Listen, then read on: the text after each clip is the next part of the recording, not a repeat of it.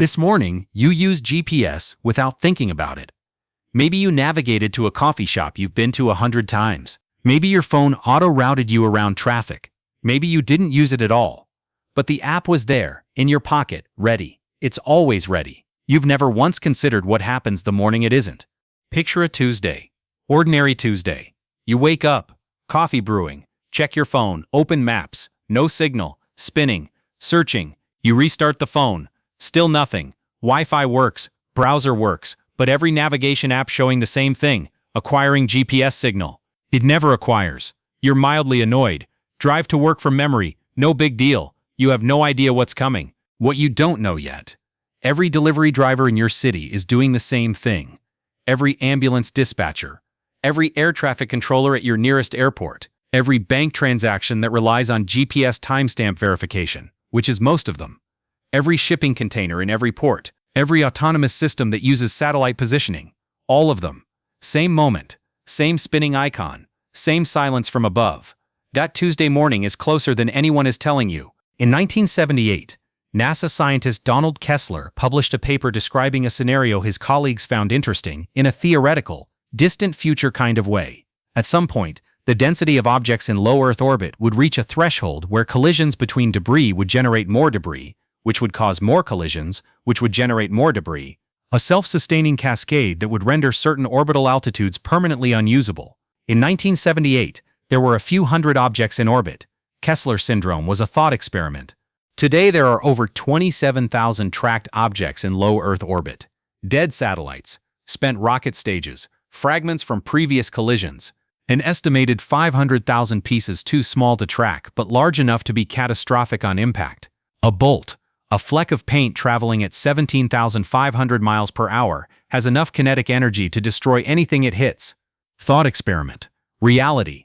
The gap closed faster than Kessler predicted. We are not approaching a tipping point. We are at one. It doesn't begin with a dramatic explosion visible from Earth. It begins with a single collision. Two objects, maybe a dead satellite, and a fragment from a previous test. One collision. Milliseconds of impact. Two objects become several hundred fragments moving in unpredictable vectors through a congested orbital band. Those fragments hit other objects. Those collisions generate more fragments. The cascade accelerates. Physics takes over from there. 6 hours later, the orbital band where most communication infrastructure lives has become a hostile debris field. GPS satellites survive. They're higher up. But the relay infrastructure, the real-time correction signals that make GPS accurate to within a few feet rather than a few hundred feet, that infrastructure starts going dark. Your phone's GPS still receives a signal. It just can't verify it, can't correct it, can't trust it. Signal received, signal unverified, signal unreliable. That's worse than no signal at all. You can live without turn-by-turn navigation. Humans navigated continents without satellites for the entirety of human history until about 30 years ago. What your city cannot function without are the systems that use GPS not for navigation, but for timing. GPS satellites carry atomic clocks accurate to billionths of a second. That precision timing signal underlies almost every piece of critical infrastructure in the modern world in ways that most people have no idea about. Your bank's transaction system uses GPS timestamps to sequence and verify transfers. Your power grid uses GPS timing to synchronize electricity across hundreds of miles of transmission lines. Your cellular network uses GPS timing to coordinate handoffs between towers. Sarah tried to buy groceries Tuesday afternoon. Card declined. Tried again. Declined. She had money. The bank had money. But the transaction timestamp was flagged as out of sequence. Fraud detection algorithm. Legitimate purchase blocked. She paid cash. Nobody told her about the sky. When the timing signal becomes unreliable, these systems don't fail gracefully. They make decisions based on bad data. They flag legitimate transactions as fraudulent. They missequence power grid synchronization. They lose track of cellular handoffs, dropping calls, then connections, then entire network segments. The cascade doesn't stay in orbit. It comes down, and it starts, for most people, with a spinning icon on a Tuesday morning they assume is their carrier's problem. Spinning icon. Carrier problem.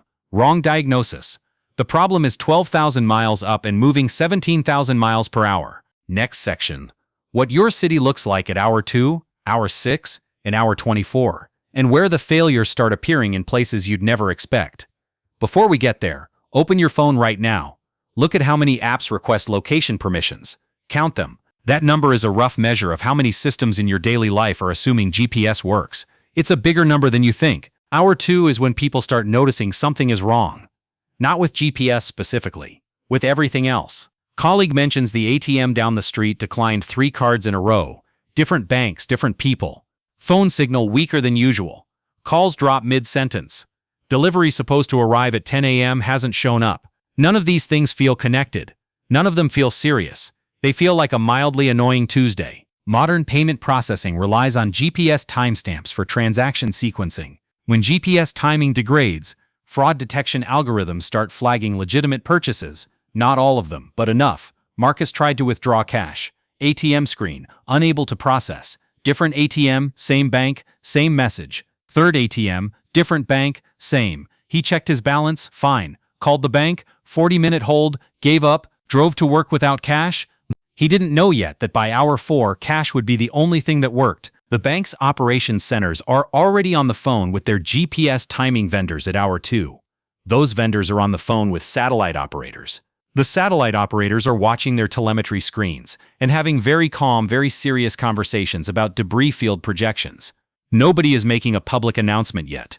The situation is still being assessed. Operations centers know, satellite operators know, you don't know. That gap widens every hour. At hour 4, emergency dispatch positioning data is degraded. Units appear in the wrong location. Routing calculations are based on positions that are off by hundreds of meters. Dispatcher receives a 911 call. Apartment fire, 3rd floor. System shows closest unit 3 minutes away. Unit radios back. We're on the other side of town. GPS shows us somewhere we're not. Second closest unit dispatched. Arrives 12 minutes later. GPS didn't cause the fire. GPS turned minutes into outcomes. At hour 4, emergency dispatch positioning data is degraded. Units appear in the wrong location. Routing calculations are based on positions that are off by hundreds of meters. Dispatcher receives a 911 call. Apartment fire, 3rd floor. System shows closest unit 3 minutes away. Unit radios back. We're on the other side of town. GPS shows us somewhere we're not. Second closest unit dispatched. Arrives 12 minutes later. GPS didn't cause the fire. GPS turned minutes into outcomes. A GPS timing cascade has no clear path to resolution, because fixing it requires addressing something 12,500 miles above the Earth that no repair crew can reach. The systems that depend on GPS timing were not designed with manual fallbacks for extended outages.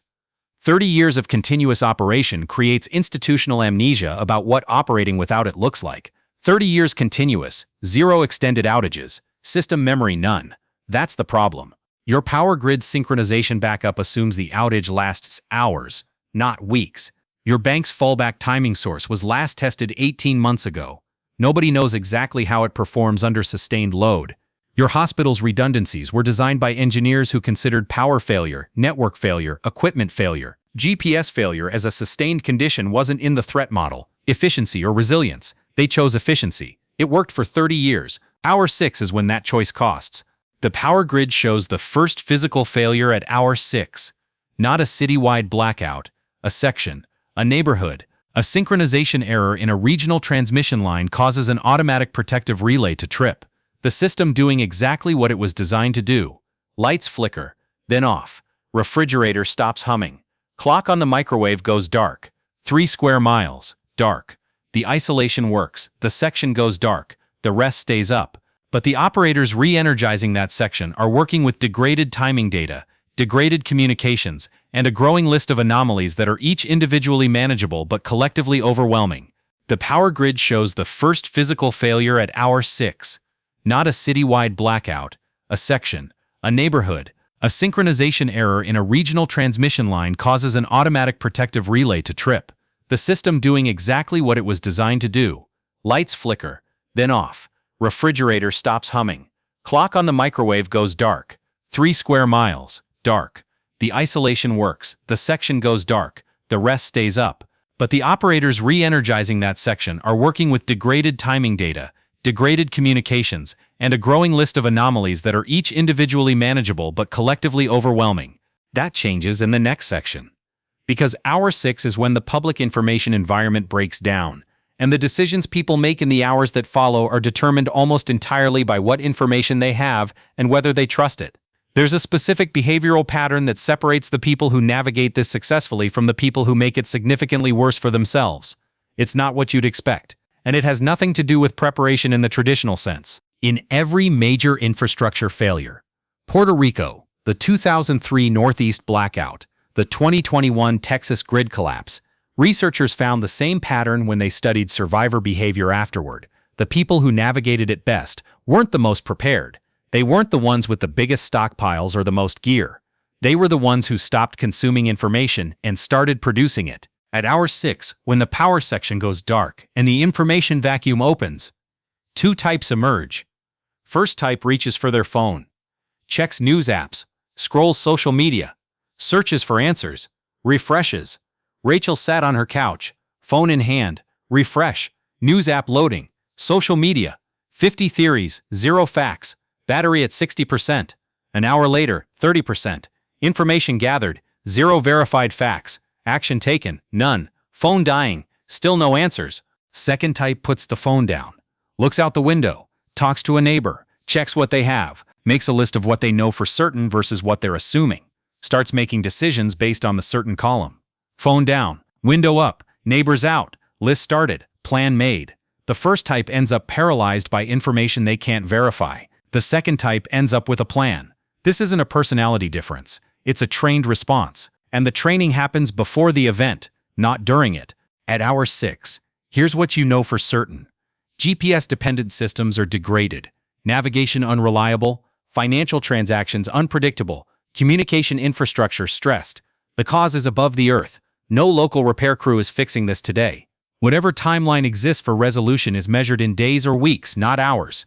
12,000 miles up. No repair crew. Days or weeks minimum, not hours. Know this now. The power grid is showing localized stress.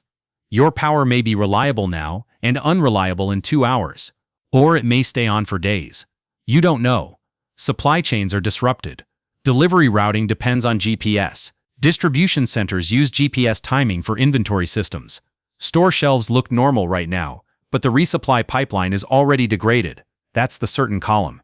Everything else is assumption. Decision 1. Cash. Within the first 2 hours, ATM networks begin showing stress. By hour 4, ATM availability is significantly reduced. By hour 6, cash becomes the only reliable transaction medium. Tom tried to withdraw at hour 5. First ATM, out of service. Second, transaction limit reached. Third, network unavailable. Bank branch closed, 4:47 p.m. Tuesday. Window closed. No cash. Digital payments failing. Tom spent the next 3 days bartering or going without. The window closes faster than people expect, not because banks run out, but because ATM networks go offline before bank branches do. Decision 2. Water. Municipal water systems use GPS timing for flow monitoring and pressure management. Degraded timing creates degraded monitoring. Facilities switch to manual operation, slower and less precise. Fill your bathtub. Fill every large container. Do this in the first 2 hours while pressure is still normal. Linda filled her bathtub at hour 1. Instinct from watching preparedness content. Hour 8. Neighbors knocking. Water pressure's dropping. Do you have any? She had 40 gallons. Neighbors had empty bottles. Same building. 10 minutes of decision timing. Days of difference in outcome. Decision 3. Don't drive unless you have to. The instinct in a crisis is to move, to get somewhere safer, to get supplies, to reach family.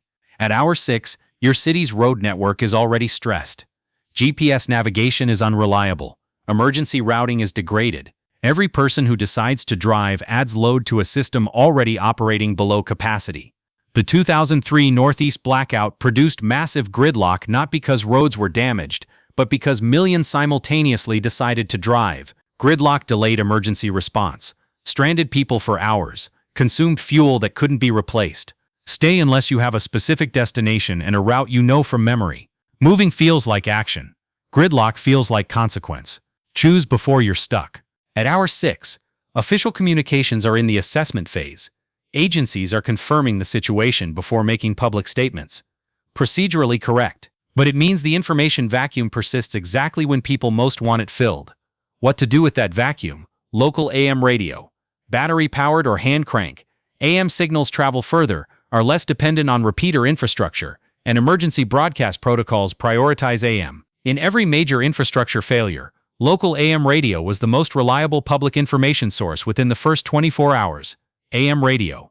Your neighbors, your own eyes, everything else is speculation. Weight your decisions accordingly. The final section is the action list. Specific, sequential, time-stamped. What you do today, this week, this month, before the Tuesday morning when the icon spins and doesn't stop. It's shorter than you think, and most of it you can start in the next 24 hours. The honest version of preparedness.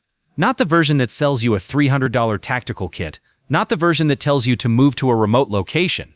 The version that actually works because it's built around the specific failure modes we just walked through, not around a fantasy of self-sufficiency that most people will never achieve. 3 things. That's it. Navigation. You have GPS. You also need a physical map of your city and the routes you use most often. Not a printed screenshot. A real map, with your home marked, your workplace marked, the routes between them drawn. You walk into a gas station, rack near the register, folded paper map, your city, $8.